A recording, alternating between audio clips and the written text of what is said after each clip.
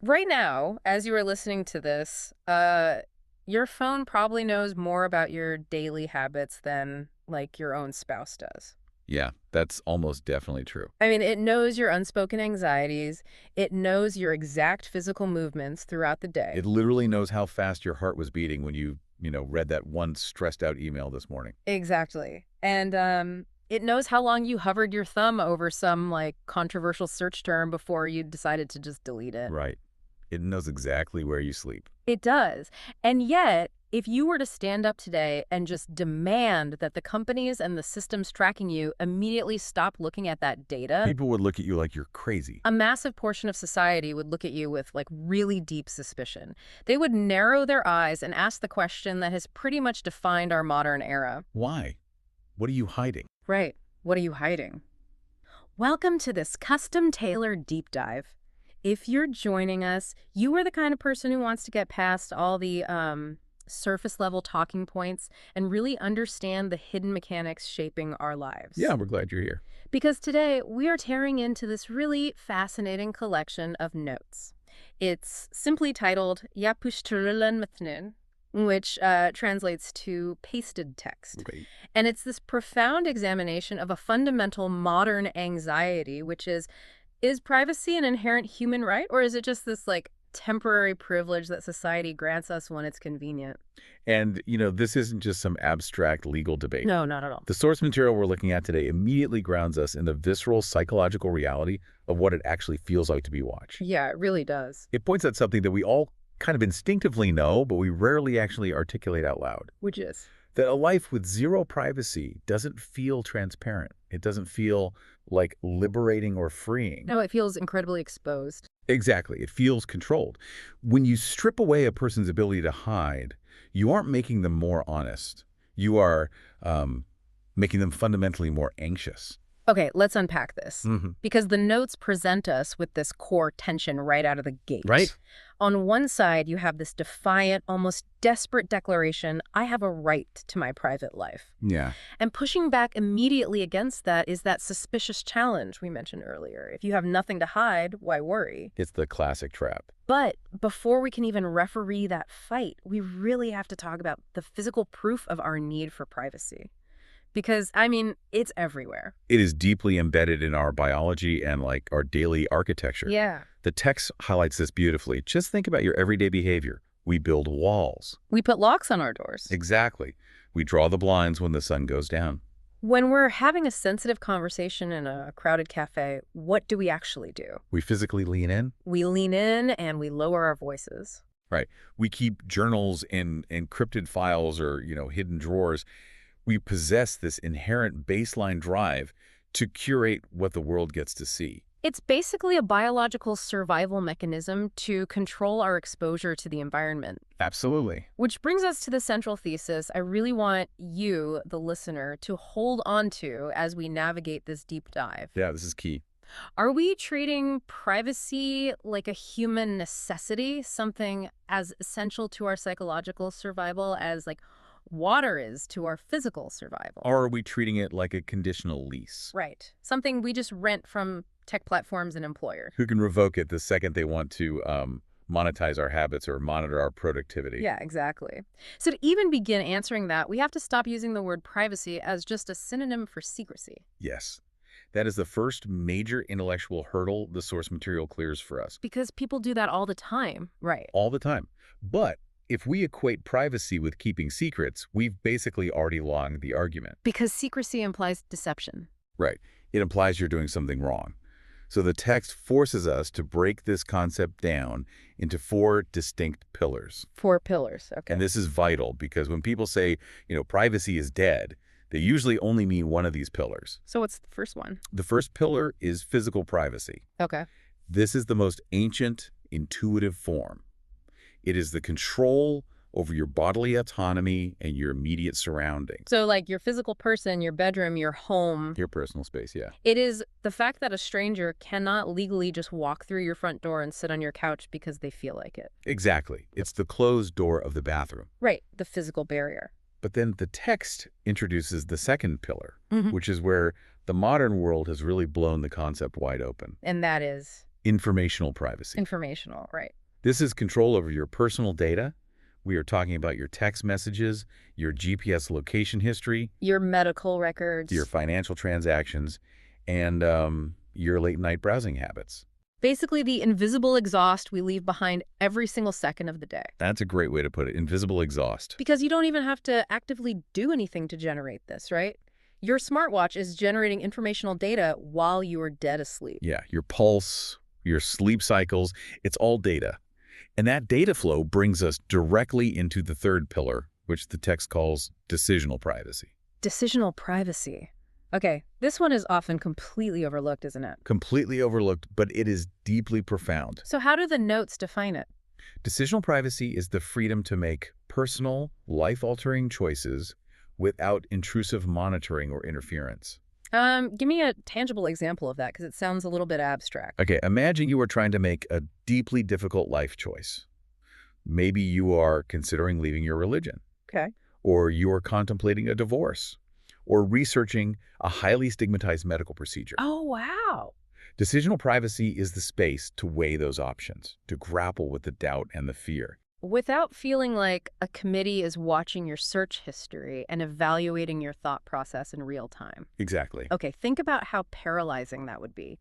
If every time you Googled a question about your marriage, you knew a panel of observers was watching. Whether that's your community, an algorithm, or a corporation logging that hesitation. You wouldn't be exploring what is genuinely best for you. You would be performing for the panel. Right. You'd be self-editing before you even formulate the thought. You would try to look decisive or completely rational rather than actually working through the messy, non-linear reality of making a human decision. You've just hit on the exact psychological mechanism the text warns about. Oh, really? Yeah. When you lose decisional privacy, the cognitive load in your brain fundamentally shifts. Oh, so? Your brain diverts processing power away from authentic problem solving and redirects it toward threat assessment and social conformance. That is wild. You literally lose the mental bandwidth required for independent thought. Wow. Okay, and that naturally leads to the fourth and final pillar. Right. Relational privacy. Which is what? How we interact with others. It is the ability to choose which parts of yourself are shared with whom. It is the power to compartmentalize your identity. Oh, I see. Like, you share a specific professional version of yourself with your boss. Exactly. And you share a much looser, informal version of yourself with your college friends. Right. And then you share an incredibly vulnerable version of yourself with your partner. So relational privacy is the structural integrity of those different social bonds. You nailed it. It's keeping those streams from crossing against your will. So looking at these four pillars, physical, informational, decisional, relational, the common denominator here isn't invisibility at all. No. It's control. That is the crucial distinction the source material makes. Mhm. Privacy is not about total isolation. Right. It is the fundamental difference between saying, no one can ever know anything about me, and saying, I have the right to dictate what is known, by whom, and under what conditions. All right, let me try out an analogy here to make this really concrete for you listening. Go for it. Think of your life like a house. Privacy isn't taking that house, burying it 50 feet underground, and living like a hermit so no one can ever see it. Yeah. Privacy is having a front porch that is visible to the public. You have a living room where you invite acquaintances. And you have a bedroom with a solid door that locks, meant just for yourself. Yeah. The defining feature of privacy isn't that the house is completely invisible, it's that you are the one holding the keys. You decide who gets to walk past the porch. I like the house analogy a lot.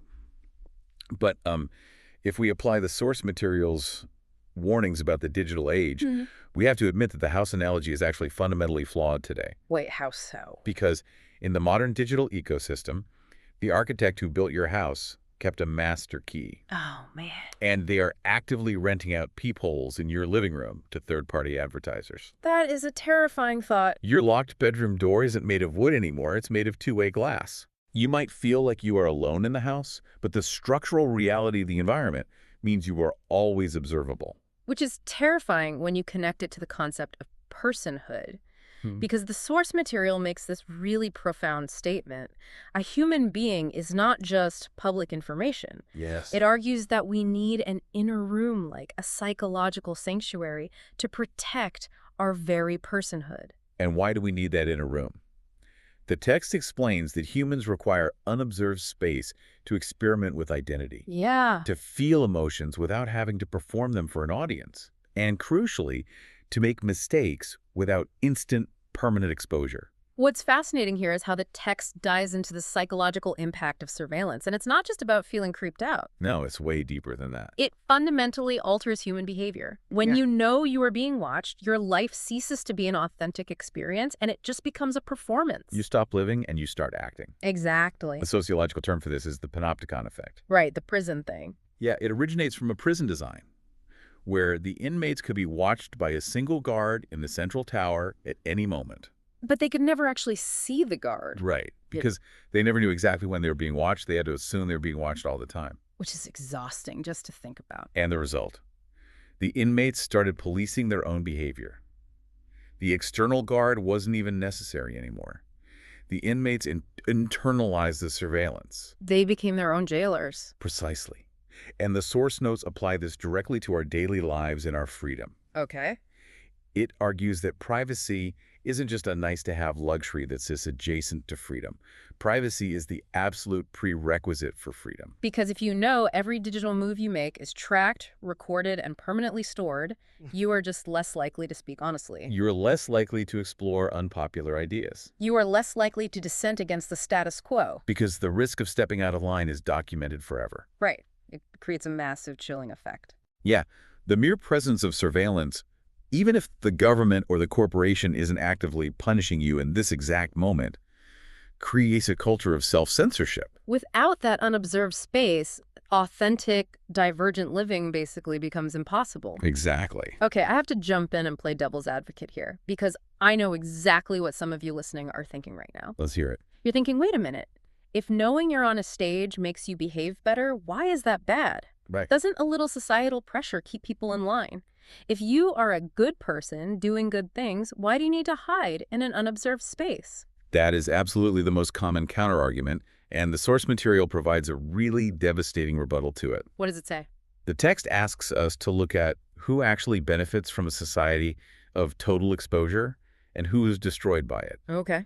The assumption that exposure creates good behavior only works if the societal rules are perfectly just and if everyone is treated completely equally. Which obviously is never the case. It's never the case. So who survives exposure? The powerful. Right. The text points out that wealthy, influential, and powerful individuals can survive exposure. They have the financial resources, the lawyers, the social capital to weather a scandal or a breach of privacy. But the vulnerable do not. No. In fact, the text explicitly lists the vulnerable populations who rely on privacy for their literal survival. Yes, Sarkalist. We are talking about abuse victims trying to escape their abusers, dissidents living under authoritarian regimes, minorities facing systemic prejudice, Children whose brains are still developing and who cannot handle the permanence of digital exposure. and people with stigmatized medical conditions or identities. Exactly. For these groups, losing privacy doesn't result in societal accountability. Mm. It results in them becoming a target.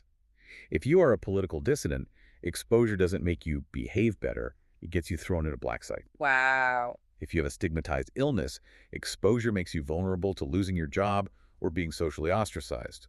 The source is unequivocally clear here. Privacy is not merely about comfort. It is a fundamental mechanism of physical and emotional protection against the tyranny of the majority. That's beautifully summarized. But if that's true, I mean, if privacy is this foundational to our safety, to our personhood, to our very ability to think freely, why do we surrender it so casually? Because we do. We do. Every single day, we hand over the keys to our house. Yeah. And that brings us to the perspective outlined in the notes where privacy is treated not as an inherent right, but as a conditional privilege, a social trade-off. Yes. The source acknowledges that in the real world, we operate on a transactional basis. Right. And it identifies three massive drivers behind why we view privacy as a privilege we can just barter away. Okay, what's the first driver? The first driver is security and public safety. Of course. This is the argument utilized by basically every state apparatus on Earth. Mass surveillance is presented as the necessary medicine to prevent crime, to stop terrorism, and to keep the public safe. And in that framework, the right to privacy isn't absolute. It is secondary to survival. The text notes that society is often perfectly willing to override privacy when the perceived risk is high enough. Absolutely. Then the second driver is the inescapable reality of institutional life. Okay, what does that mean? The text makes a very pragmatic point here. Mm-hmm. Total, absolute privacy has never truly existed if you want to be part of a community. Right. To participate in organized society, we require some level of institutional transparency. Right. Like, you cannot go to a hospital and demand they treat you while refusing to give them your medical history. Exactly. You cannot get a mortgage while hiding your financial You records. show an ID to get a job, you file taxes, you walk through airport security. We just accept these massive intrusions as the basic cost of doing business in a modern civilization. Which creates a very specific psychological viewpoint, which is highlighted by the source. What's the viewpoint? We already trade some privacy for the benefits of organized society. Yeah. And once you internalize that perspective, privacy stops looking like a fundamental human right, and it starts looking like a negotiated currency. You give a little data, you get a little convenience. Exactly. Here's where it gets really interesting. That leads right into the third driver, which is our digital life. Yeah, the digital age accelerates all of this. Because the source observes that millions of people voluntarily broadcast their locations, their relationships, their dietary habits, and their political opinions online every hour of every day. And observers look at that voluntary broadcasting and they conclude, well, privacy must not be a basic need anymore. It's just an optional aesthetic choice, and clearly people are choosing not to have it. Right. Let's make this incredibly tangible for you. Think about the hypothetical day you've already lived today, based on the examples in these notes. Walk us through it. Okay, you wake up, your smart thermostat logged what time you got out of bed. Yep. You check your phone, which pings a cell tower, and logs your precise GPS coordinates. Then you drive to work. Right, you drive to work, passing a dozen municipal license plate readers. You swipe an RFID badge to enter your office building, logging your exact arrival time. You use a corporate network that scans your web traffic. You buy a coffee with a debit card, logging the transaction, the time, and the vendor. In just the first 3 hours of your day, you have engaged in an astonishing amount of information sharing. It's crazy when you lay it all out like that. You have left a digital vapor trail that paints a shockingly accurate picture of your life. And you did it just to function. We have so deeply normalized this lack of transparency that we don't even feel the transaction happening anymore. We just tap our cards and keep walking. But here's the danger the text warns us about. Okay. This everyday, banal surrendering of data paves the way for the most dangerous justification for mass surveillance in existence. Let me guess. If you have nothing to hide, you have nothing to fear. Exactly. Because we hand over data to the bank and the barista so easily, society starts to assume that if you suddenly refuse to hand over data, You must be concealing something malicious. yes, But the source material attacks the nothing to hide fallacy aggressively, doesn't it? oh, it dismantles it. It calls it philosophically weak and fundamentally ignorant of what privacy actually serves. Right. The nothing to hide argument operates on the false premise that there are only two categories of human information: What are they? mundane things that everyone can see and criminal things that you want to hide. But the reality is that the vast majority of human experience lives in a third category. Things that are profoundly innocent yet deeply personal. Yes. The text provides a whole list of reasons why you would want privacy Yeah. that have absolutely nothing to do with wrongdoing. Like what? Think about personal grief. Yeah. If you suffer a miscarriage or lose a parent, you want privacy to mourn. Are you hiding a crime? No, obviously not. No. You are protecting a fragile emotional state from public consumption. Yeah. Think about intimacy. Yeah. You want privacy with your partner. Is intimacy a crime? No. But it requires an unobserved space to exist. Think about your health data. You don't want your employer knowing about your genetic predisposition to a certain illness. Right. Not because you are guilty of anything, but because you know that information could be used to quietly pass you over for a promotion. Exactly. And this is where the text makes its most vital distinction: the absolute difference between privacy and secrecy. Oh, this is so important. Let's break this down. Privacy is the legitimate exercise of control over your personal boundaries. Secrecy is the act of intentionally hiding specific information. So privacy is the fence around the yard. Yes. Secrecy is burying a box in the dirt behind the fence. That's the perfect way to look at it. Establishing a boundary isn't an admission of guilt. right. The source gives a great example. Keeping a personal diary locked in your desk is the exercise of privacy. Hiding documents that prove you embezzled money from your company, That is secrecy. They are not morally equivalent. Not at all. As the text states, a mature society must avoid collapsing all non-transparency into one massive, suspicious category. But the real menace of the nothing to hide argument isn't just that it misunderstands human nature. No. The text warns that the underlying assumption of this argument is essentially authoritarian. Right. It assumes that whatever the government or the algorithm or the tech platform asks to know about you, they are inherently entitled to know. It's a brilliant observation from the notes. It completely shifts the burden of proof. Explain that. In a free society, the system should have to justify exactly why it needs to invade your privacy. Right. But under the nothing to hide framework, the default setting is total exposure. The system feels entitled to all of you, Yeah. and you have to justify why you deserve to keep any small piece of yourself hidden. Wow. But let me ask you this, because it's easy to tell the difference between a teenage diary and a crime scene in the physical world. Sure. If a detective walks into a room, they can look at a locked diary with a pink padlock, and they can look at a bloody knife, and they can say, okay, these are very different things. Right. But in the digital world, don't those lines blur entirely? What do you mean? Like, a string of encrypted data could be a deeply personal journal entry, or it could be the financial blueprints for a terrorist attack. To the algorithm, it all just looks like encrypted code. That is exactly the problem. Yeah. And that ambiguity is precisely what makes the digital age so inherently hostile to privacy. Yeah. The text states unequivocally that the digital landscape has rendered privacy incredibly fragile, primarily because the nature of the threat has mutated. Because we are no longer just worried about the classic Orwellian state government tracking us. Not anymore. Mhm. The list of entities hungry for our data has just exploded. We are dealing with tech, mega platforms, shadowy data brokers, digital advertisers. Employers using productivity tracking software. Oh man, don't get me started on that. Smart home devices, predictive algorithms. But it's not just who is tracking us, it's how they're tracking us. Right. If we connect this to the bigger picture, in the physical world, violating someone's privacy requires friction. It requires effort. Yes. If a government wanted to track you in 1980, they had to pay agents to physically follow you. They had to climb a telephone pole to splice a wiretap. They had to expend real resources. It was targeted and active. But the text points out that digital tracking is the exact opposite. It is invisible, passive, and continuous. Exactly.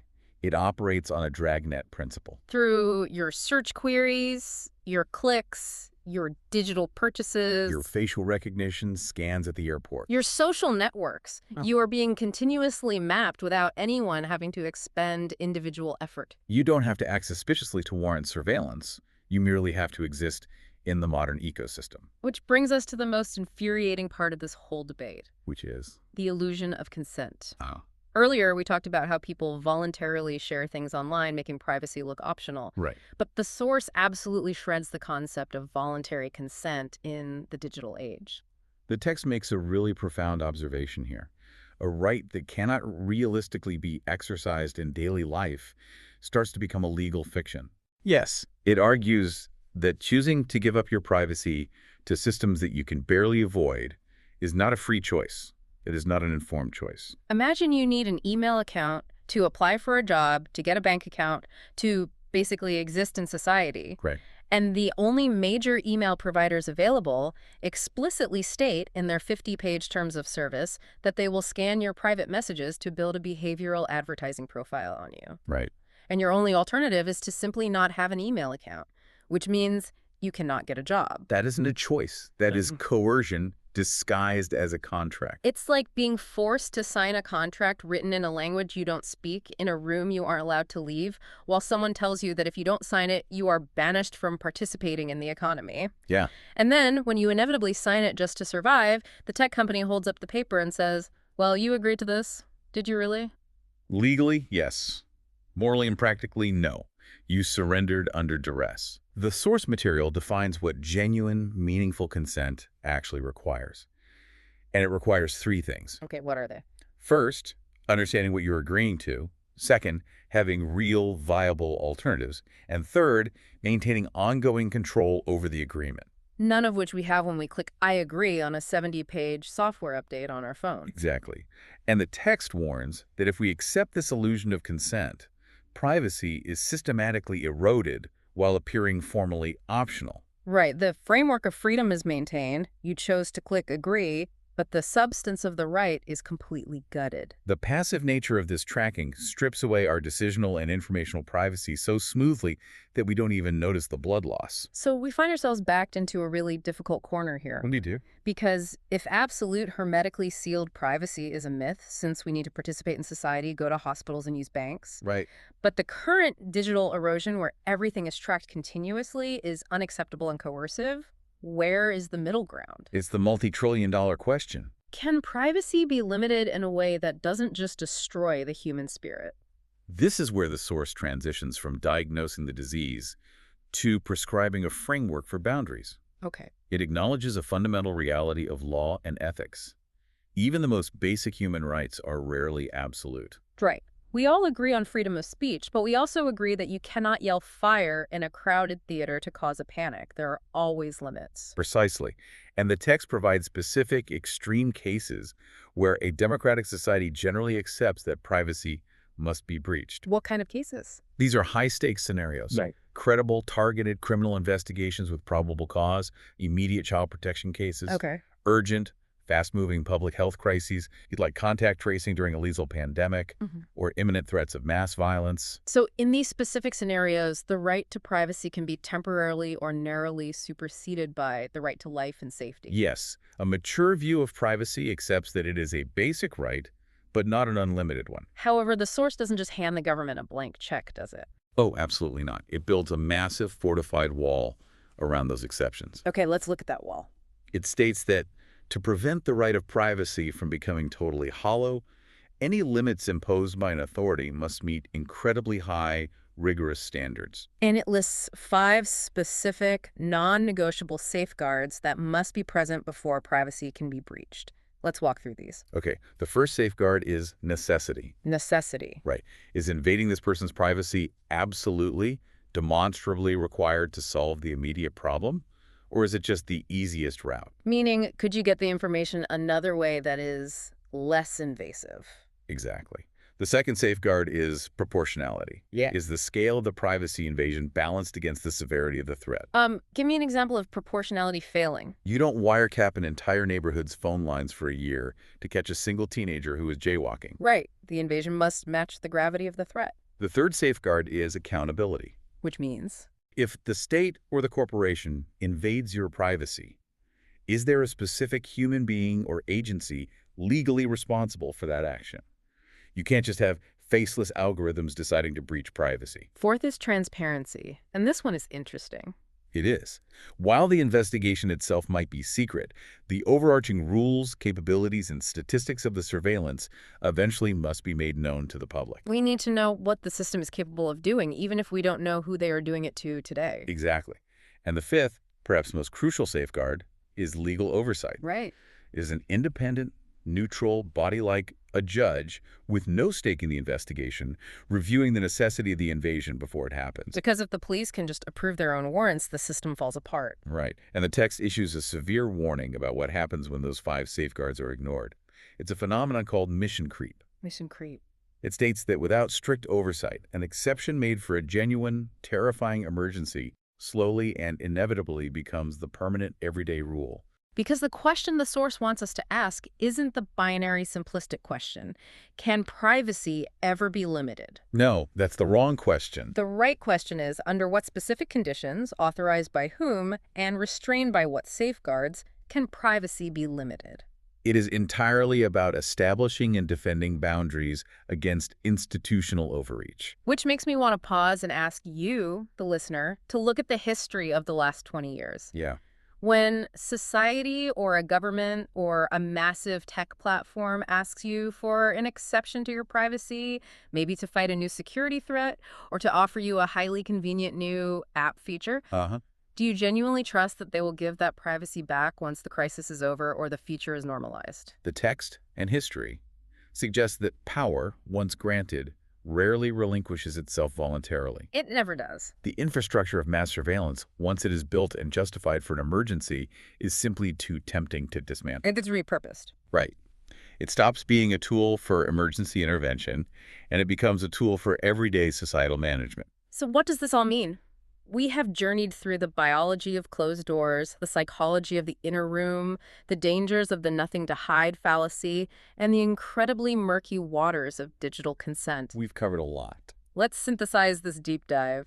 The pasted text we've been examining leads us to a very balanced yet fiercely protective conclusion. It really does. The source concludes that privacy must unequivocally be understood and defended as a basic human right. Because, as we've explored, it is the invisible shield that protects human dignity, intellectual freedom, personhood, and physical safety. It is not a luxury reserved for criminals trying to hide bad deeds. No, it is the fundamental condition that makes a human life genuinely one's own. But simultaneously, it acknowledges that it is not an absolute right. Right, it can be limited.